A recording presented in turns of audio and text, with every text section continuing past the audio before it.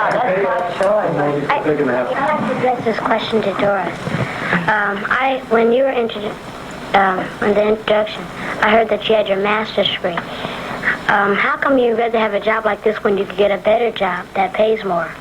Will you tell me that? Oh, I don't know that that's the reason that I'm applying for a teaching job. I like to teach, and I like children. And, I don't know. I just really like it. Michael is 10 years old. He is a member of the committee to select new teachers at Wilshire Crest School in Los Angeles. A few years ago, Wilshire Crest, Dublin Avenue, and Pacoima Elementary School introduced the Tutorial Community Project. Michael's role, as well as the role of his principal, teacher, staff, and parents, began a dramatic change. This is the story of that beginning.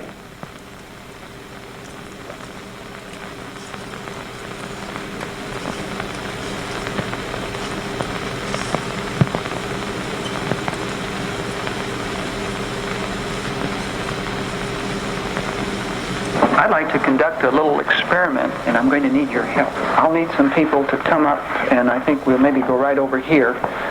Could I see the hands of the people who would help me in this experiment? Anybody willing to help me in this experiment?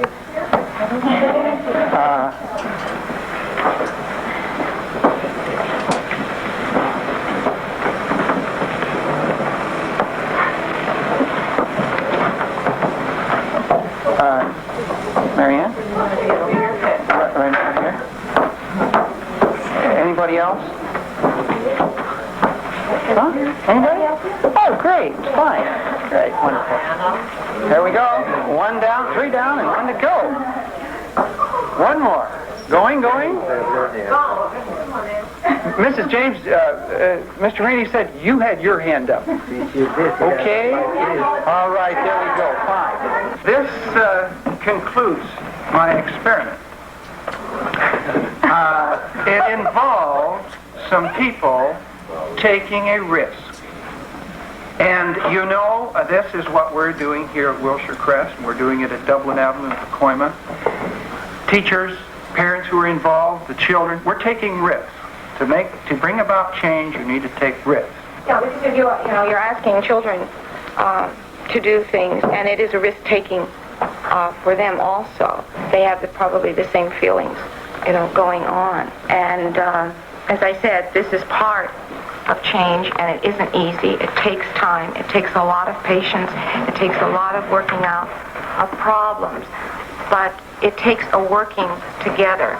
You came today, and we're going to be learning about how to teach the children in my room to read. And we're going to be using these kits. And basically what you do is when you're reading with them, and I'll go over the kits, you read with them until they miss a word. Because You get it again. And then if they've missed the word, you help them sound it out, or you try to ask questions about that word. And then if they can't get it, you write it on the pink sheet. These are the words that they miss. B, E, C, A, M, E. Page 41. Now what is it? BK. Okay. Now start from so. At first when Raymond came home, he said he was going to be a tutor. Yes. Oh, please. But then it dawned on me right away, as soon as I thought that, well, this is going to help him, as much as it's going to help the younger child.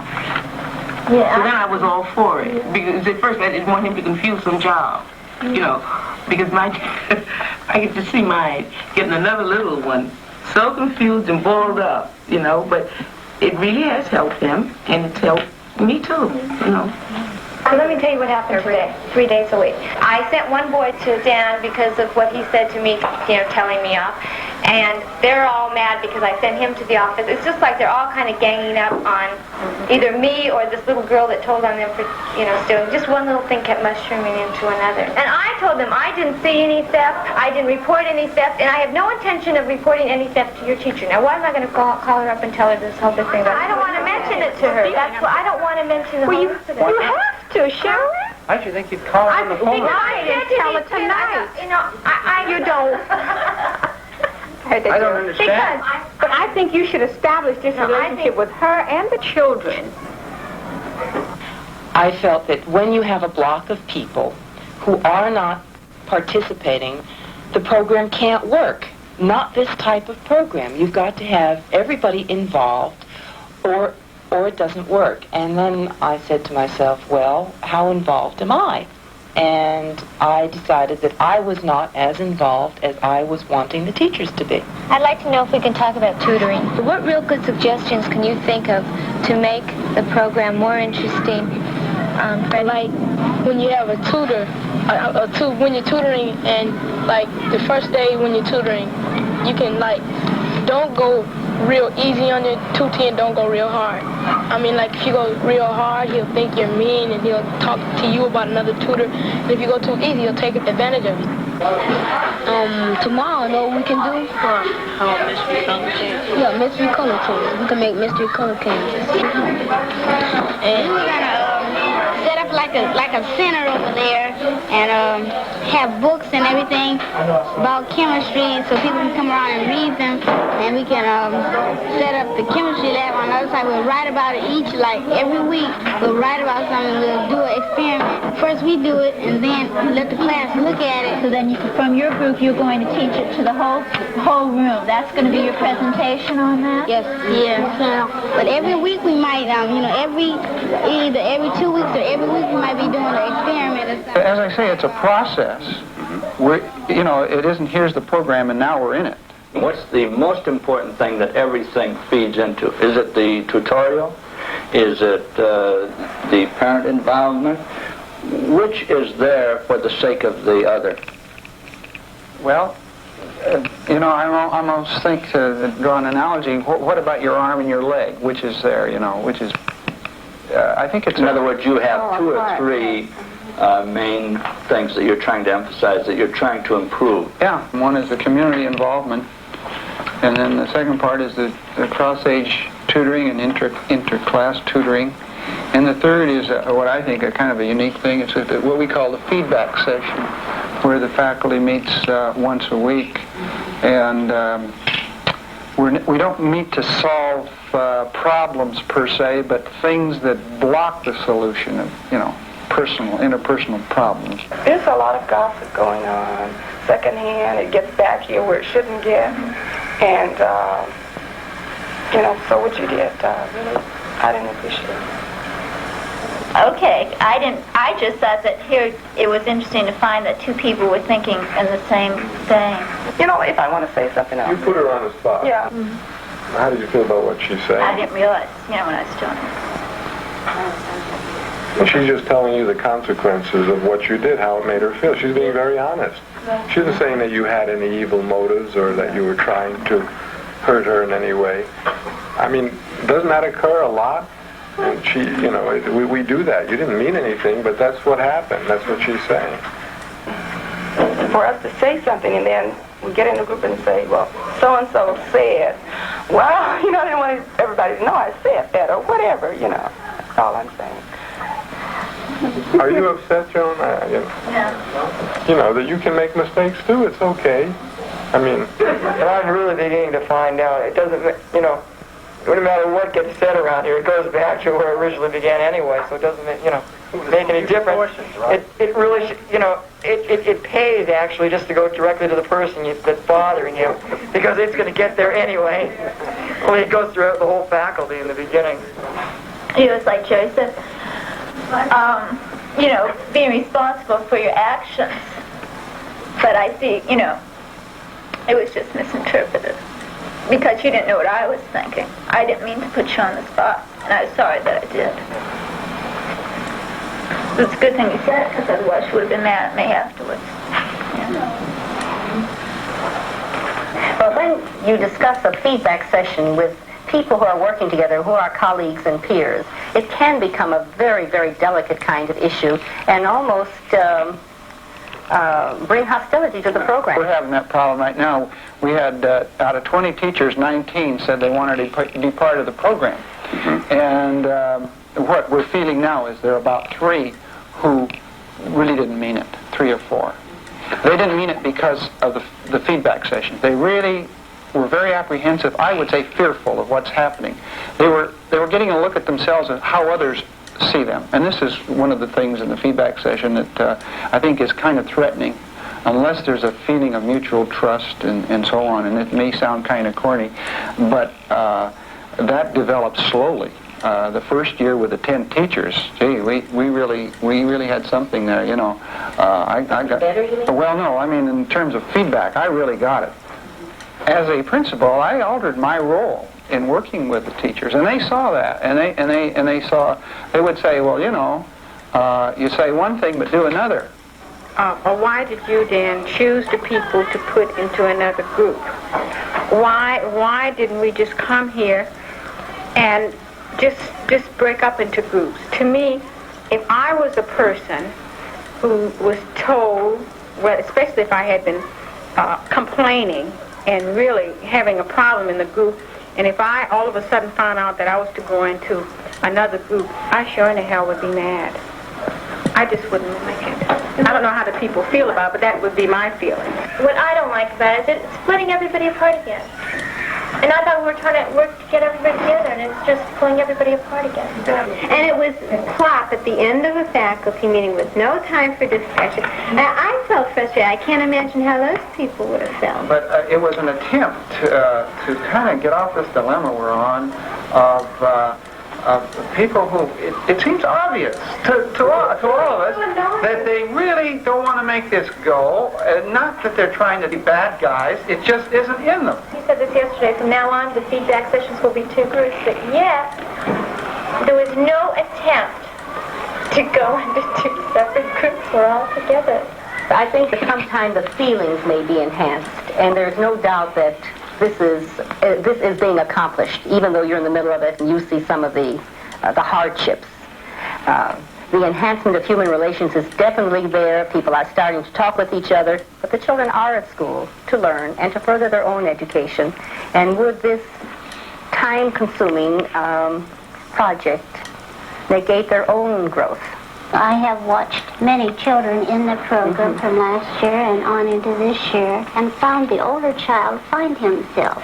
They begin to improve their own self-image. They begin to improve their own skills because they need to know more than the child that they are teaching. I've seen the greatest change and an impact in the older child. I think the younger child's bound to be helped. He's getting this attention that he does need, and he likes it. The older child is feeling the responsibility of someone else. And that is the largest area of growth I have seen, because I've known these children for 4.5 years, and some have never found themselves before. Nice!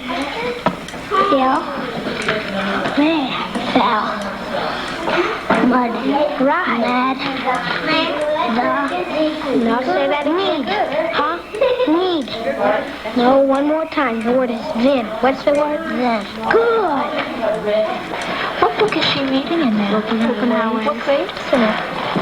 I don't know. That is 6th. This is the 6th grade. Openhauer's book 6. You're only in the 2nd grade. Pretty good, huh? Yeah. Are you checking to make sure she knows what she's reading? Yeah. How are you doing that? By asking her questions and assigning her pages to read at home. Oh, you doing homework too? Huh? I notice you're writing down your own words that you missed. Did Felicia teach you to have to do that? Very good. Okay, go on. Get started, John. John. I wouldn't come on. Try to control yourself. Miss Smith, he said he didn't have a reading. He doesn't have a reading book. There it is. He keeps on saying that he reads. It is. Okay. All right, dear. What page were you on last time? No. Do you remember? Okay, Calvin, look in the log and see what page he starts on. No log? Okay. Gary, you ready? Calvin, you ready? Okay. Remember, if he gets stuck, help him out. I want you to read from here to here. Jimmy gets a chance, all right? And after I come back to you, I want you to act out all the words you don't know, all right? What do you do with your mouth? There's a whole lot of things. Talk. Eat. Drink. Stop. Yell. Holler. Right. All right. Now, really to take the I said that.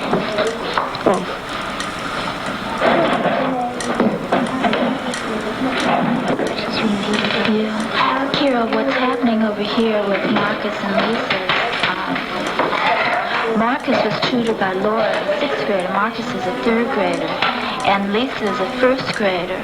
And Laura trained Marcus to tutor Lisa because she's going to Japan. She's in Japan now. And Marcus really had a hard time adjusting to school life. And now that he's become the teacher and he has all the responsibility, he comes to school early and he can, really takes care of her.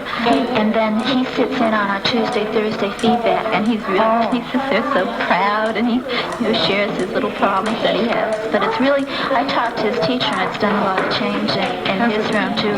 They've noticed change. Okay, you're gonna walk her back now? Okay.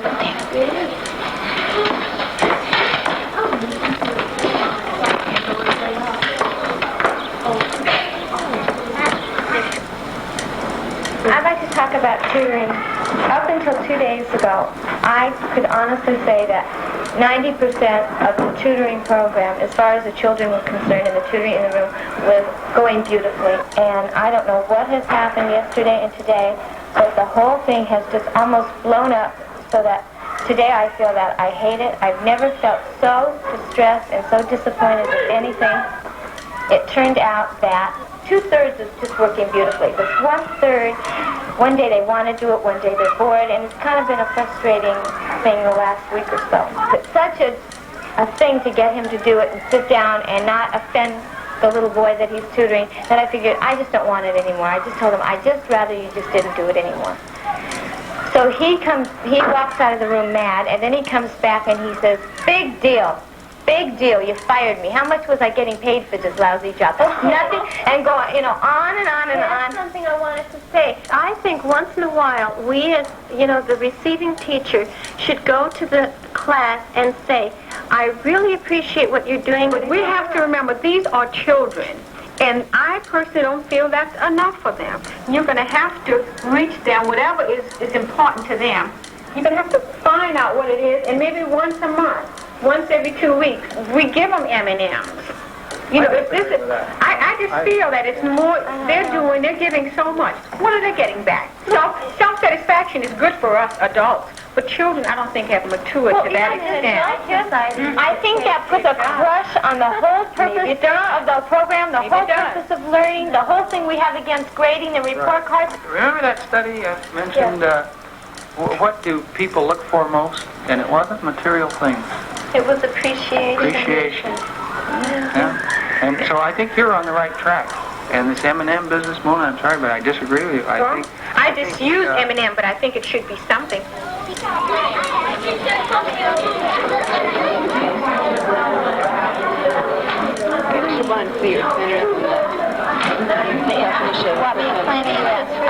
Okay. I asked them what were they interested in studying, and they told me, and then they grouped themselves by what they were interested in. And then I explained to them from their interest they had to get reading, writing, math, language, science, whatever they could out of those skills. But they must read and write for half an hour every day. And if you want, you want me to show you around? Okay. These boys are on airplanes and helicopters, and that's their bulletin board over there. And they're in charge of that. You can go and look at it later on. They're making airplanes, but along with it, they've done plans of it. Then they flew them, and they're going to measure the distances to get math and graphing into. And they also had to measure their airplanes themselves. They're making diagrams of how to build them again. We got the class vote on which experiment they want to do. So this is what you need. To make some of this stuff, it tells you. See, look, chemicals, names. Sodium. All right. Common names. Baking soda, washing soda, vinegar, and ammonia. We should use these names sometimes, and sometimes we should use these names. Like you say, whatever that word is. You say that word, they might not know what you're talking about. If somebody doesn't know what you're talking about, just say, if they say, just say baking soda. If they say sodium chloride, just say, if they say, just say washing soda. Now, if you were going to go into this, like with the first grade room, initiate curriculum, where they're not able to pick up their own skills as readily as they are in the fifth grade. I tell you, if you need multi-graded level, and then my children, which we're doing now, they would come, they could read the material to the younger ones, and they could take dictation, and then the younger ones could copy it and draw it and read it. They could get their reading skills. You would do that by incorporating the tutoring. Definitely. Would just take the whole drawer and the whole both rooms would be interest groups throughout, with mixed with the kids. With the same interest centers in both rooms. Right. And that's how we would work it as one class. After being here, I kind of feel that maybe myself and some of the teachers at our school are too concerned with the academics and really need, if we loosen up, the tutors will loosen up, the teachers will loosen up. It's like you're not letting the tutors be people almost, because it's other things other than just book learning. It's that whole relationship that they've developed. It's a matter of being preventative too, where you're really on top of what the kids are doing, so you can really, you can sense like when they're getting bored, and so you come up with something then. But if you just leave the child, like you train the kids and the tutoring kids, and there they are every day with the tutoring kids, it's naturally they're going to get bored. Right. You would too if you had to do the same thing every day. It's like, some of the kids really aren't given the opportunity to really create on their own, to really be encouraged to create games, to create other ways of doing this, doing something to make it more interesting. It really is exciting. And it's a good pair, and you can work together, and that's important too. You've identified the problem, and the people are working together better now. They understand each other better. But now, where do we go from there? What do we do? Wait a minute. I'm not satisfied on this problem bit. Let me ask you guys. What are your problems right now? My faculty, basically not talking together, not working together, fragmented. If my faculty is like this, my community is like this. And I don't care how great the curriculum is, it can't possibly overcome that type of faculty and community non-support. I think that all of a sudden, faced with making decisions about even reading programs or writing objectives, has come to them as quite a blow. That something more is demanded of them than just taking care of the children. The teachers come in to do their job, and they do it and leave, and they don't have that sense of responsibility for the total. I'm just wondering if you saw the same kinds of things, and if you saw the same kinds of things, how did you go about helping your staff to see that it was more than having those kids feel good about tutoring other kids? I see many teachers being able to handle their own problems much better. And whether it's just coming with experience, I happen to believe it's because of the program and some of the feedback they've been getting, and they've had to, look at themselves. And this is one of the things I like about the program. We've gone off in certain directions and we've pulled back. And I think that to have a program that's flexible and self-correcting, I think this is good. I was so thrilled, Mary, when I went to the school to see the enthusiasm of the teachers. No teacher let me go out of the classroom without pulling me back to see something that she thought I had missed. When I mentioned a few little things that she might be doing or look into, or some materials that I might give her, she just seized upon it. And she was non-defensive about it. Mm-hmm. It was like, oh, really? It was the first time I had ever seen a group of teachers talking with each other in a very honest, open way. And that, to me, is really what it's all about. That, to me, is the professionalism with the quotes around it, seeing each other and saying things that would affect each other. It's no longer as Mary gives us orders and we don't think about it, we just take it.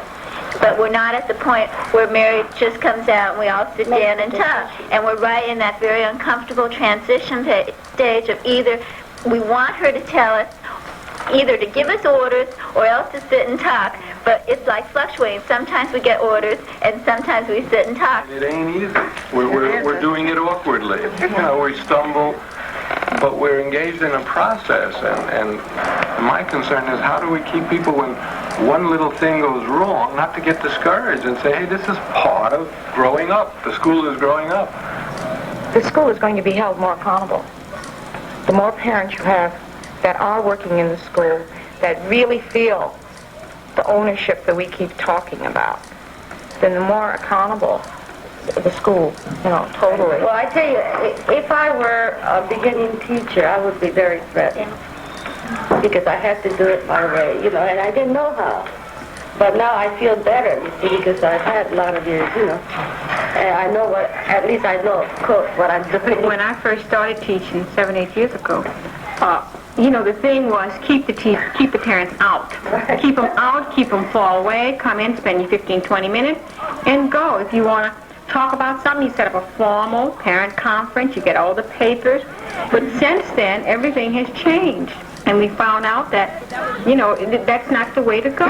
We need parents there, we need them to help us. So it's almost like retraining teachers to say, parents are they're not there to hurt you, but they're there to help you. Because for years, we tell them, no, help us. Don't help the children with their homework. Don't do this because we were teaching them the wrong thing. But now it's changed. And that'll be it, yeah. But not very many at all, yeah. Right in there, but just a few. I saw another one of those balls. And that'll be about it. That's good. I think it's pretty. Did you see that? It's nice, isn't it? What shall we call it? It's a weed box. It's a memory of today, okay? But you really have to see it from a distance. It's really pretty on a wall. I like it. Wait a minute. Look how many papers you have on the board compared to me, Melanie, and Cheryl. You had more than 2 papers on the whole board. And then you go down 2 papers. I got about 9. I do more work than you. All right, let's stop for just a second. All right, some important things are coming up right now, right? People wouldn't be screaming if they weren't upset. Now, you people have been being accused of not doing your share. Okay? Now, evidently your share, what you feel is your share, isn't enough for these 3 because they feel they're doing all the work, right? Is that what's coming out of this? Huh? Yeah. Am I saying what you're talking about? Yeah. All right. All right. Now, it's not too late. What can you do? What do you expect of these 2 boys? What would be enough for you? Put in the work. And what happened if we thinking? Y'all don't be thinking. Y'all be thinking. What she's saying is we think for about 30 minutes or something, and then we get all our papers done.